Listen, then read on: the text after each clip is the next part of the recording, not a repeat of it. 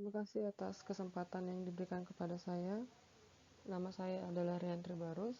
Saya merupakan salah satu staf pengajar di program studi agribisnis Fakultas Pertanian USU. Ada beberapa mata kuliah yang saya asuh pada program studi ini, diantaranya tata niaga, ekologi manusia, financial management, akuntansi dasar, dan akuntansi manajemen. Saat ini saya ingin mengangkat tentang mata kuliah akuntansi manajemen. Mata kuliah ini membahas tentang penyediaan informasi yang dibutuhkan oleh pihak manajemen dalam proses pengambilan keputusan. Jika di mata kuliah akuntansi dasar kita sudah mempelajari bagaimana proses pengumpulan informasi, bagaimana proses pencatatan informasi dan penyajian informasi, maka dalam mata kuliah ini kita akan menggunakan berbagai informasi tersebut, baik itu informasi keuangan maupun informasi non-keuangan, untuk bisa dipergunakan dalam pertimbangan-pertimbangan untuk pengambilan keputusan yang dilakukan oleh manajemen. Adapun tujuan untuk satu bisnis adalah pencapaian laba.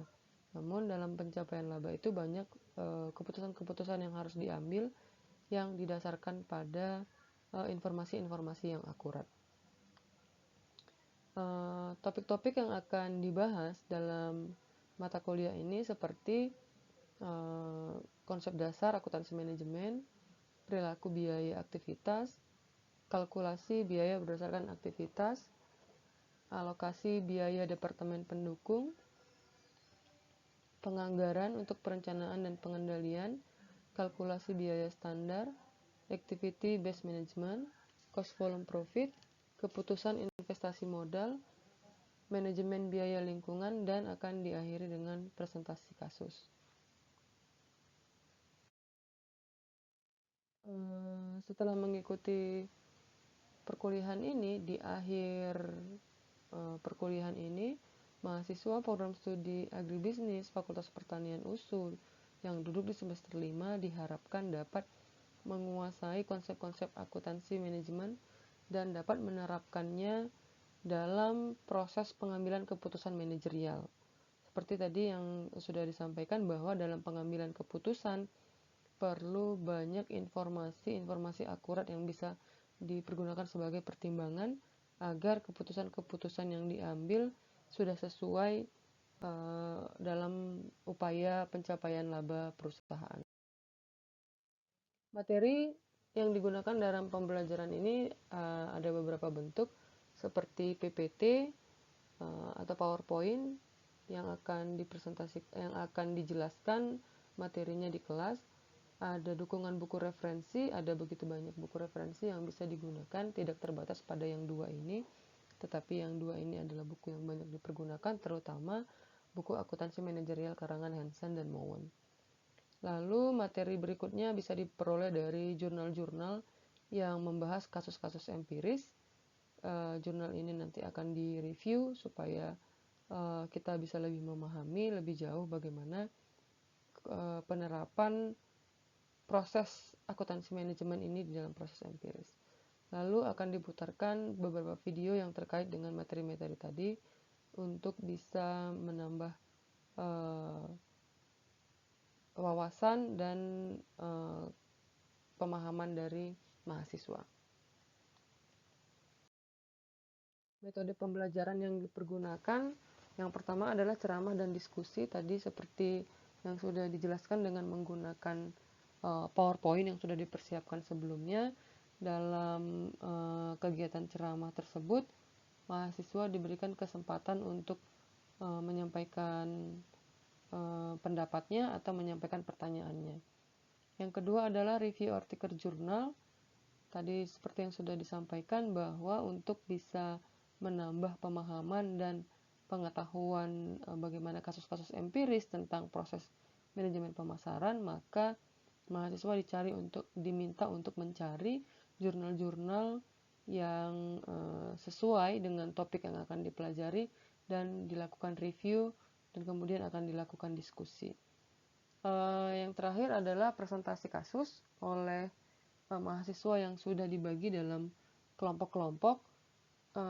Presentasi kasus ini dilakukan di 4 pertemuan terakhir,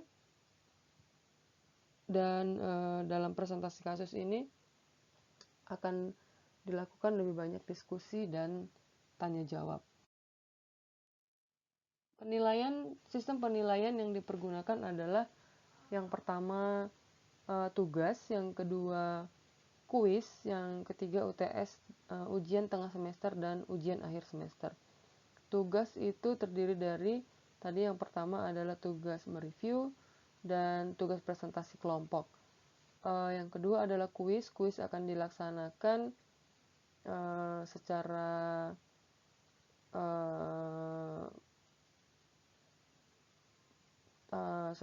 insidentil di beberapa pertemuan yang materinya lebih terkait kepada hitungan. Jadi kuis itu akan dilakukan di awal pertemuan dengan materi pertemuan yang sebelumnya.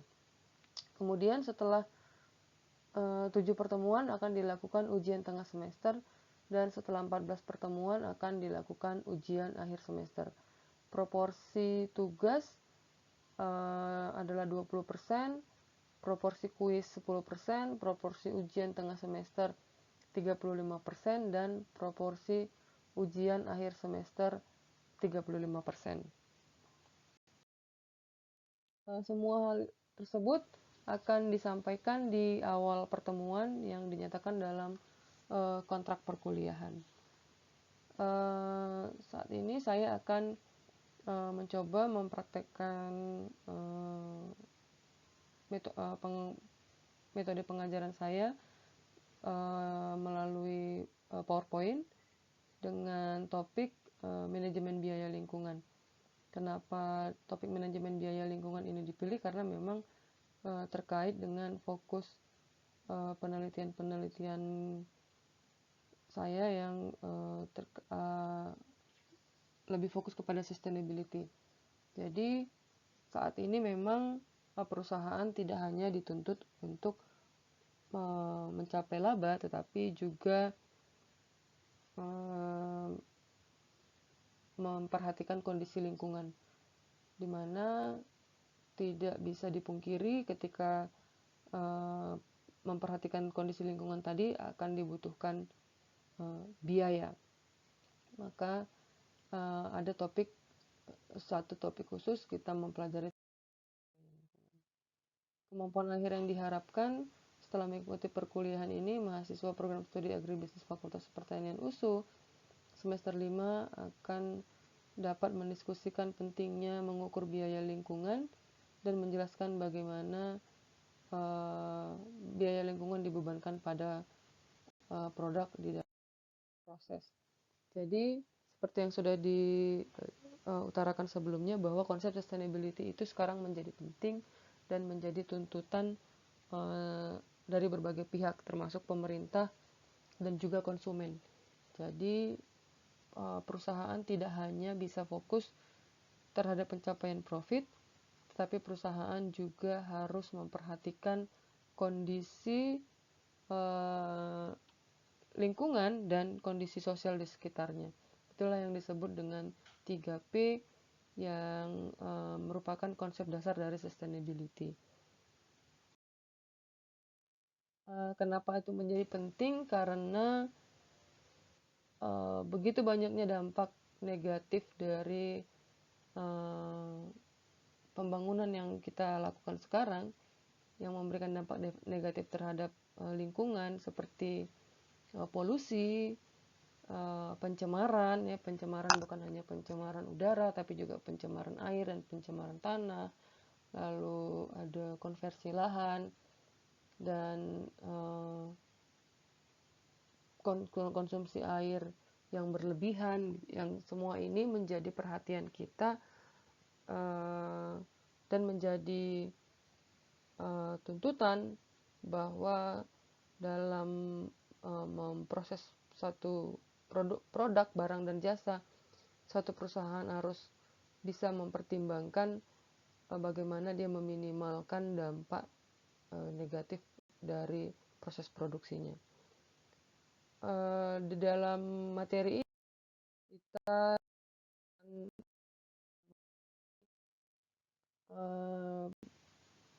bagaimana kaitan dari proses terhadap dan penambungan.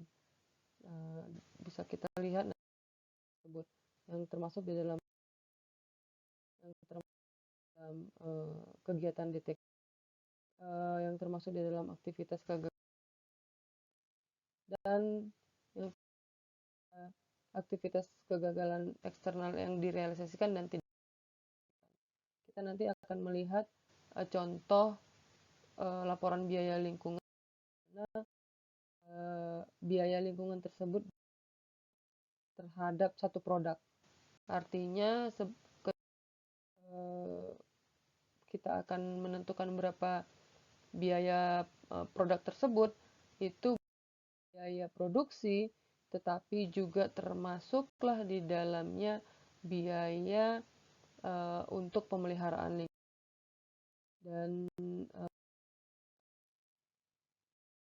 memang penting sehingga perusahaan juga bisa tetap memelihara lingkungan dan bisa mencapai keberlanjutan atau keseimbangan antara profit people dan planet tadi dalam industri perkebunan kelapa sawit. Jadi kenapa contohnya kelapa sawit? Karena memang penelitian yang dilakukan banyak terkait dengan kelapa sawit.